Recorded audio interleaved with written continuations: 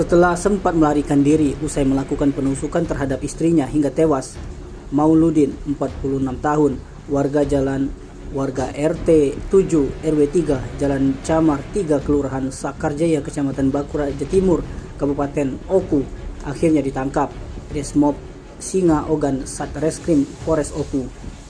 Mauludin ditangkap polisi pada Senin lalu di kawasan Pasar Atas Baturaja saat hendak naik angkot untuk melarikan diri menuju wilayah Kecamatan Lengkiti Kabupaten Oku.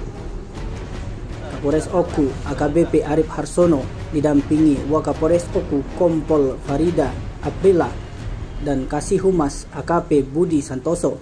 Kasat Reskrim yang diwakili Kanit Pidum Ibda Busami mengatakan jika berdasarkan hasil pemeriksaan terhadap tersangka, motif pelaku menghabisi nyawa istrinya murni karena cemburu. Ditambahkan Kapolres, selain mengamankan tersangka, petugas juga berhasil mengamankan sejumlah barang bukti seperti selimut, spray, serta baju korban. Sementara barang bukti senjata tajam yang digunakan pelaku untuk menghabisi nyawa istrinya masih dalam upaya pencarian petugas.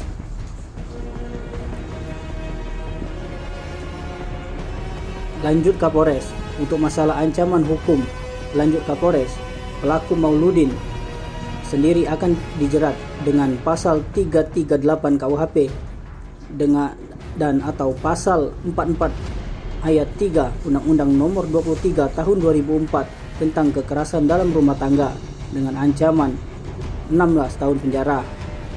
Sementara itu, pelaku Mauludin mengaku jika dirinya merasa cemburu setelah melihat HP istrinya ada SMS yang masuk yang mengatakan bahwa ada seseorang yang akan datang ke Baturaja untuk bertemu dengannya. Melihat hal itu, suaminya pun langsung cemburu dan membunuh istrinya. Tim Liputan Sumsel ABTV melaporkan.